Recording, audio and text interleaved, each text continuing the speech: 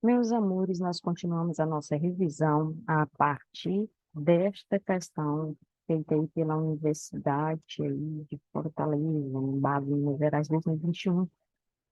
As novas tecnologias podem contribuir para tornar a produção industrial mais eficiente, com redução de uso de recursos naturais, de geração de resíduos e de consumo de energia. Inteligência artificial, robótica e blockchain vêm também sendo utilizados para monitorar fauna e flora, poluição, certificação de origem, controle de cadeias de fornecimento. Por exemplo, o Walmart, para quem, né, não lembra, né, o Walmart foi durante muito tempo a dona, né, da rede nordestina Bom Preço. Monitora com Black Carn a cadeia de carne de porco produzida na China. A Everlide, gente, se a pronúncia em inglês estiver errada, aí me perdoe, tá? Especializada em redução de fraude, certifica diamantes com smart contracts e machine vision. E a plataforma Provenance usa as novas tecnologias para tornar cadeias produtivas mais transparentes, por exemplo, evitando a compra de atum pescado com trabalho escravo. É aquela coisa, né? Desde a cadeia de produção, prestar bastante atenção onde se compra, né? E lá na raiz, como é que é produzido esses produtos, certo? Então, vamos para o comando da questão.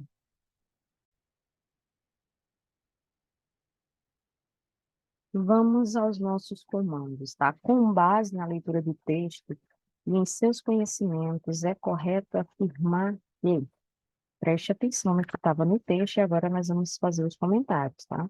Letra A.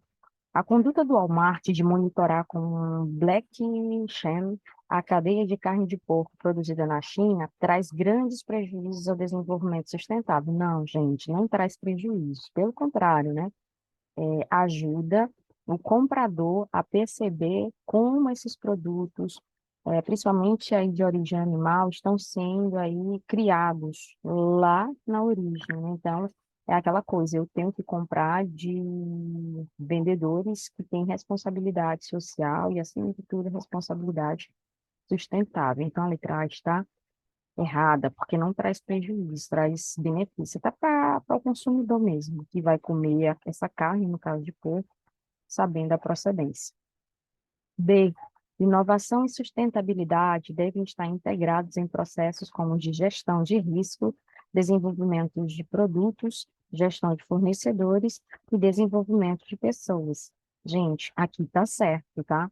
A parte de inovação e sustentabilidade devem estar sempre integrados dentro das empresas para fazer toda uma formação em cadeia dos funcionários, avaliar também como os seus fornecedores, né, fazer todo um treinamento com seus fornecedores, para que no final da linha, todos nós possamos saber aí, tá, de onde estão vindo esses produtos, como eles estão sendo processados, e no final das contas todo mundo sai ganhando. Então, dentro da questão da sustentabilidade, dessa coisa, né, de ter que inovar, numa sociedade que a cada dia a internet, né, ela só evolui, as inovações tecnológicas evoluem. Então, gente, a letra B, ela contempla o que estava lá no texto, mas vamos analisar aí a letra C. Na quarta revolução industrial, há crescimento módico da capacidade de computação e combinação de tecnologias físicas, digitais e biológicas, gente. Na quarta revolução industrial, há, sim, crescimento, né, na computação, sim, mas não necessariamente precisa essa computação estar todo o tempo combinando, né, com todas as transformações físicas, digitais e muito menos biológicas. Claro que em alguns momentos elas vão andar junto, mas não necessariamente o crescimento ele vai estar sempre pautado nesses parâmetros, certo? Ele cresce porque tem que crescer mesmo, tá? D. Inteligência artificial, robótica, biotecnologia, neurotecnologia e o Fordismo são exemplos da quarta revolução industrial. Gente, aí o Fordismo não é, né? O Fordismo, ele é proveniente e foi muito mais ativo durante a segunda revolução industrial, tá? Que quando entra a questão das máquinas, das produções aceleradas, né? Aí a quarta não. A inteligência artificial, todo mundo sabe que sim, né, gente? A robótica, sim. Biotecnologia, neurotecnologia, mas o Fordismo, não. A plataforma Provenance contribui para o aumento do desemprego, vez que a compra de um atum, ou de atum, pescado diminui. Não, gente, ela ajuda, tá? Então, ela não contribui para o aumento do desemprego, ela ajuda a diminuir em si o desemprego. Vamos aí a 15, tá? Ao analisar as consequências do toyotismo para a classe trabalhadora, o pesquisador Ricardo Antunes afirma que as mutações criaram uma classe trabalhadora mais heterogênea, até aí tudo bem, né? Mais fragmentada e mais complexificada, dividida entre trabalhadores qualificados e aqueles que são desqualificados, do mercado formal e informal, aqueles que têm, né, carteira assinada e aqueles que trabalham por conta própria, jovens e velhos, homens e mulheres, estáveis e precários, imigrantes e nacionais, brancos e negros, etc., sem falar nas divisões que decorrem da inserção diferenciada dos países e de seus trabalhadores na nova divisão internacional do trabalho. Aí foi tirado o texto, né, desse livro aqui, Trabalho e Precarização em uma Ordem Neoliberal. A partir deste cenário, pessoal, vamos analisar o cenário que o autor está analisando aí, tá? É correto concluir que o movimento sindical tem buscado letra A. A garantia de melhorias, de melhores salários a partir do incentivo à formação de múltiplos sindicatos em uma mesma empresa? Não, gente. Até porque não existe um monte de sindicato em uma empresa. É um sindicato que rege trabalhadores de diversas empresas e não um sindicato por empresa ou múltiplos sindicatos em uma só empresa, né? Não existe isso. É um sindicato para categoria como um todo. B. A qualificação dos trabalhadores, a criação de estímulos para o empreendedorismo e a flexibilização do trabalho. Gente, qualificação dos trabalhadores, a criação de estímulos para o empreendedorismo e a flexibilização do trabalho. Pessoal, o movimento sindical, tá? Não é o que as empresas estão buscando, aqui é o movimento sindical, tá? Letra C, então a B está errada. A B é o que o burguês busca, né? Letra C, a representação de trabalhadores desempregados e informais, garantindo a formação de uma identidade coletiva. Sim, gente. Aqui a gente analisa dessa forma, né? Até porque o texto lá, ele traz muito, ó, a questão da divisão internacional do trabalho, né? Que é justamente essa divisão internacional do trabalho, tá, gente? Ela é um mecanismo, ela nasceu praticamente.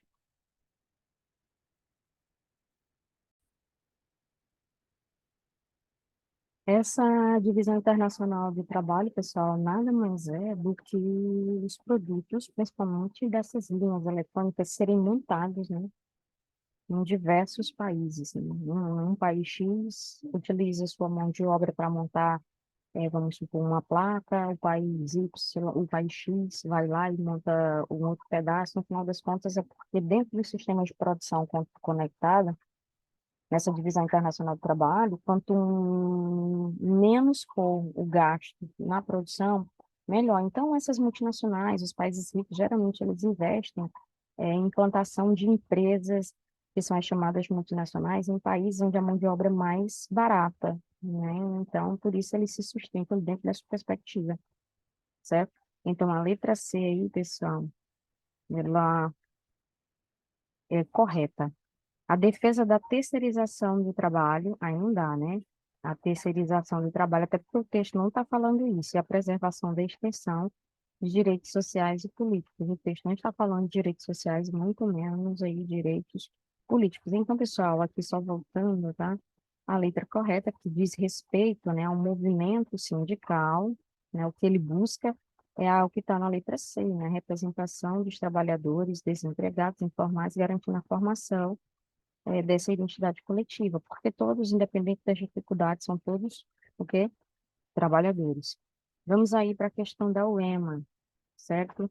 Analise o ciclo do trabalho escravo contemporâneo. Gente, aqui é uma observação, é o trabalho desse momento, né? O trabalho escravo dos nossos dias, não é o trabalho escravo da antiguidade, da Idade Média, muito menos da Idade Moderna, né? Principalmente porque o da Idade Moderna, ele é uma escravidão negra, né, onde o europeu passa a escravizar os negros nas suas colônias, incluindo aí as colônias da América. Analise o ciclo de trabalho escravo contemporâneo. Avalie as assertivas abaixo, ou seja, avalie, né, as informações abaixo. A escravidão, chamada de contemporânea, é apenas uma forma de burlar a legislação trabalhista, não causando danos nem para o empregador, nem para o empregado. Gente, por favor, ela causa danos, sim, a gente já fez esse comentário em sala, causa danos, sim, para o empregador, que no caso aí causa danos, como a gente já comentou, ao trabalhador, e aí é ao empregador, não é isso? Mas, como eu já falei, tá? Aí ela está errada porque na letra aparece aí não causando danos nem para o empregador, nem para o empregado. Para o empregado, causa sim. Para o empregador não, né? Porque ele na maioria das vezes sai ganhando, dentro dessa perspectiva desse ciclo de trabalho escravo. Porque ele paga muito menos, né? O que deveria pagar, muitas vezes nem assina a carteira das pessoas. E vamos, né? Dois, a manutenção do trabalho forçado e das jornadas exaustivas é necessária para o cumprimento das metas de produção estabelecidas pelos compradores dos produtos. Gente, a manutenção do trabalho forçado, preste atenção, do trabalho forçado e das jornadas exaustivas é necessária para o cumprimento das metas de produção estabelecidas pelos compradores. Gente, manutenção de trabalho forçado, aumento da jornada de trabalho não é, tá? Não pode jamais ser meta de produção estabelecida por quem compra. Até porque quem compra, vocês já perceberam que dentro dessa nova ordem, né, que pede muito a diminuição dos impactos ambientais, se procura demais, demais mesmo, tá? Comprar de produtores que na sua matriz energética, utiliza, por exemplo, uma matriz energética limpa, que nas suas matrizes, né, na base, na ponta, não tenha trabalho escravo, porque essas empresas precisam estar trabalhando com responsabilidade social, não só com responsabilidade, né, ambiental, mas responsabilidade social. Vamos aí a três. A segunda aí está errada, tá, gente?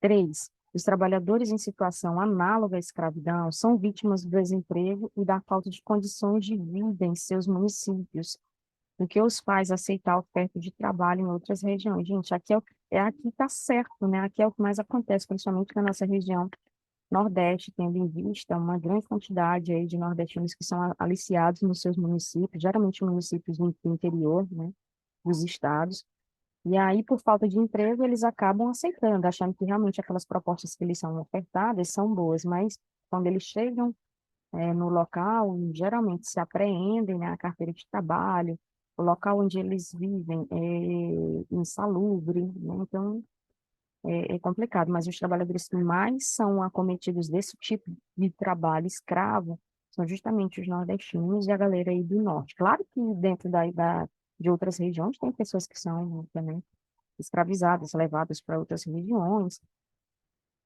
né? Mas, no final das contas, a região Nordeste e Norte são as que mais lideram esse ranking. Então, a 3 está correta. 4 aí, tá, gente? O trabalho escravo contemporâneo tem maior incidência no setor primário. Até aí tudo bem, tá? Em região de expansão agrícola, sim, que são as fronteiras agrícolas, quanto mais um país agrário, ele é agrário, maior a gente tem tido esses problemas relacionados ao trabalho escravo. Até aí tudo bem. Sobretudo nas atividades da pecuária, da produção de carvão e do cultivo de cana-de-açúcar. Gente, aqui é o que reflete as nossas realidades no Brasil.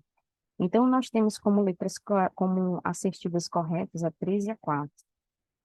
Onde é que está a 3 e a 4? Na letra B, tá, gente? B correta aí, tá? Vamos aí para 17, da UERJ, 2020. Pureza, uma mulher contra o trabalho escravo. Tá? A maranhense Pureza Lopes Loyola é uma importante protagonista do combate ao trabalho escravo no Brasil. Em 1993, ela saiu de Bacabal, no Maranhão, onde morava, em busca de seu filho, Abel, que fora aliciado para trabalhar em uma fazenda na região. Percorreu diversos municípios do Maranhão e do Pará, buscando o paradeiro do filho. Durante a procura, que durou até 1996, quando Abel retornou ao lar, ela deparou com graves situações de exploração de trabalhadores em garimpos, carvoarias e fazendas. Pureza registrou e denunciou essas violações às autoridades do poder público.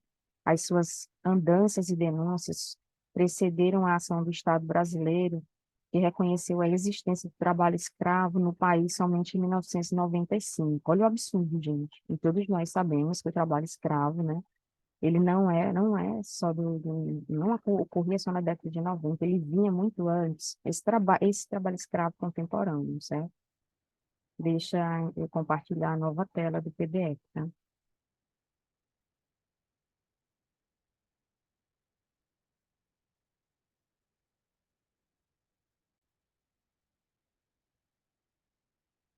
A história de Pureza Lopes Loyola alerta sobre a permanência do trabalho análogo ao escravo na sociedade brasileira nos tempos atuais, né?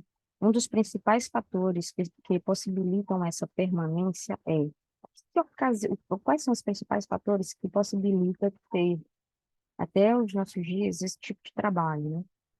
Letra A, legislação permissiva. A legislação do Brasil, ela permite que isso ocorra? Não, gente, a legislação, ela pune. Mas, né, falta o quê, no final das contas? Fiscalização.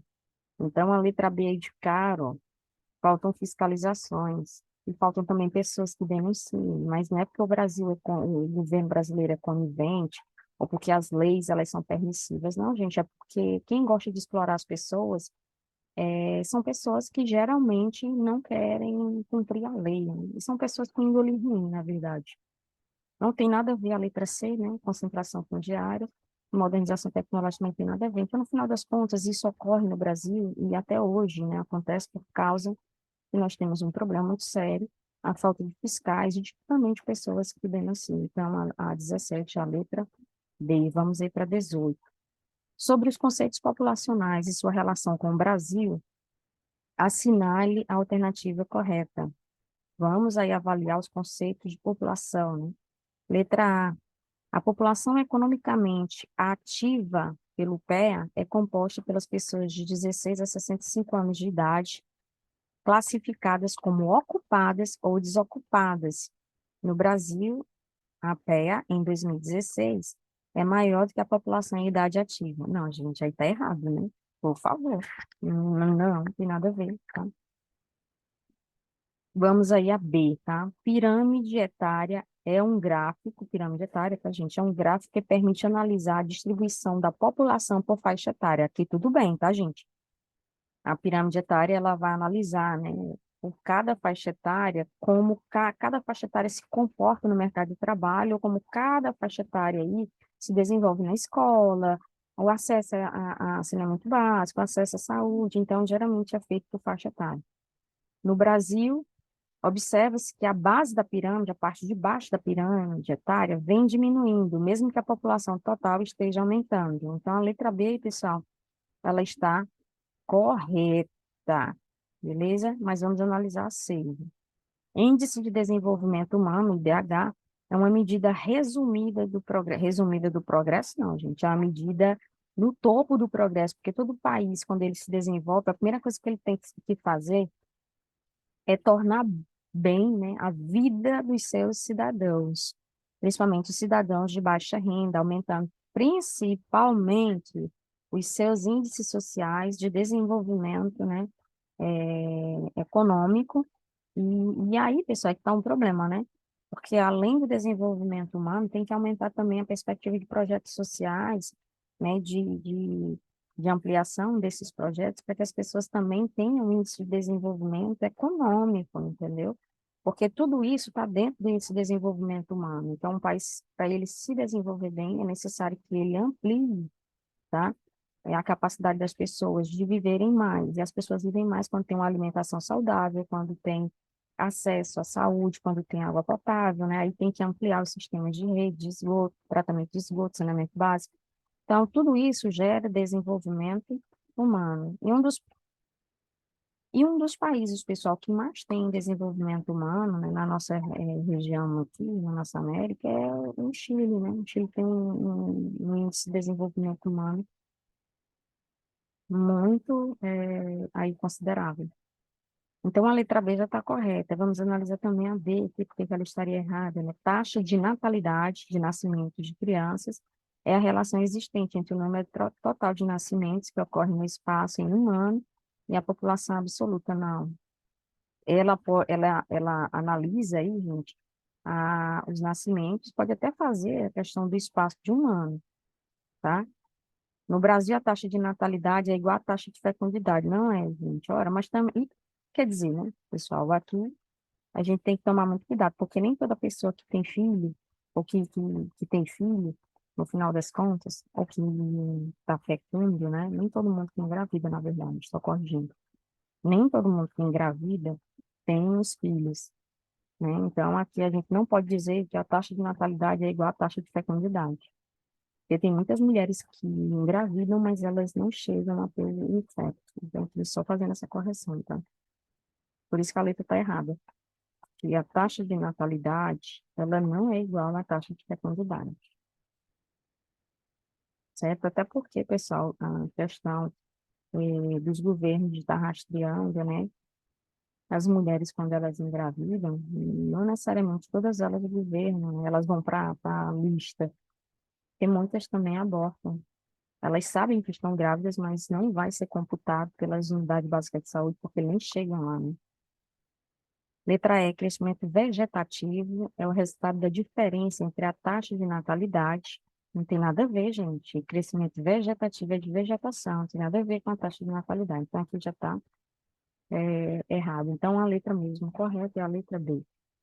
A 19 aí, pessoal, vamos nós. A população economicamente ativa pelo PEA, né, brasileira está ficando mais velha e o número de jovens que ingressam na população em idade ativa é cada vez menor, segundo dados da Pesquisa Nacional por Amostra de Domicílios, a PNAD, do IBGE.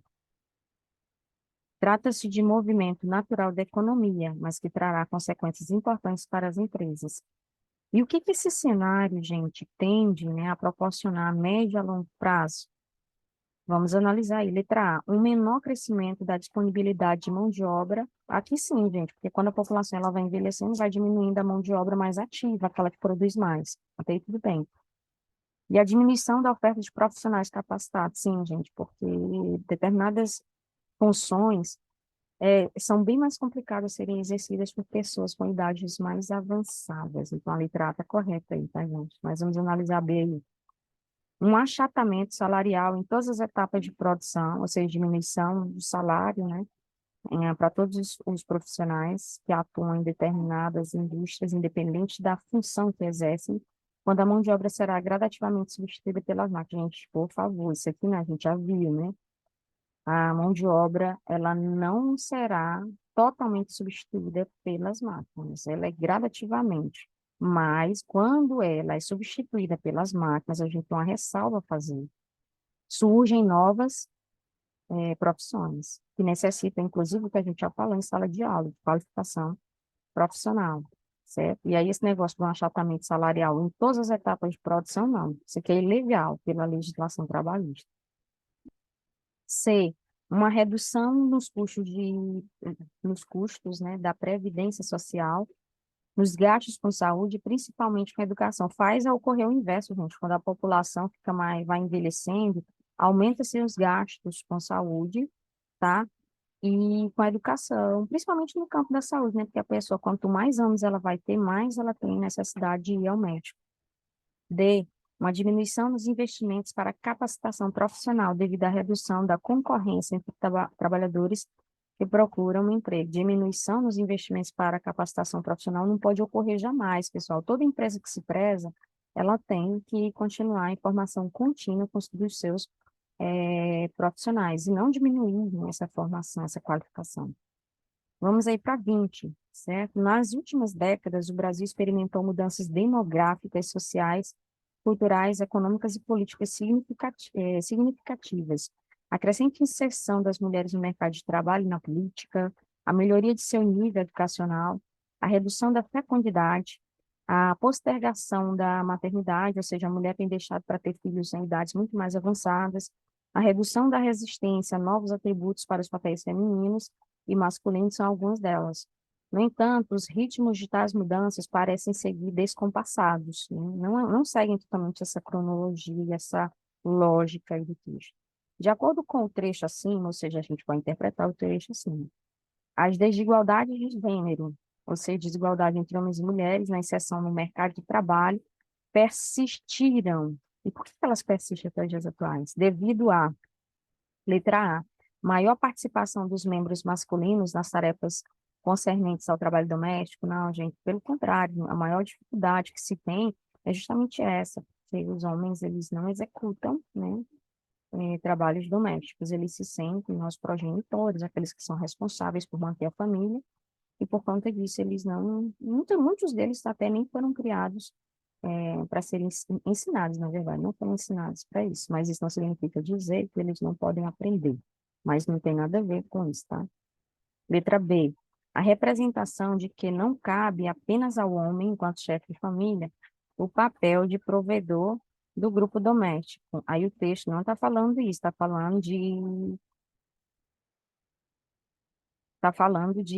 da desigualdade de gênero, né? Letra C, crença no fato de que o ingresso feminino no mercado de trabalho gera um prejuízo à família. Gente, está aí, ó. O grande problema que vem até os dias atuais é essa ideia social, né, que vem representada nesse estigma de que a mulher, quando ela está fora, ela não tem tanto tempo para participar da vida familiar, como se a obrigação da mulher fosse só participar de vida familiar. Então, por conta disso, algumas se privam, né, dessa capacidade de elas produzirem fora no mercado de trabalho. Então, a letra C está correta, mas vamos analisar a B.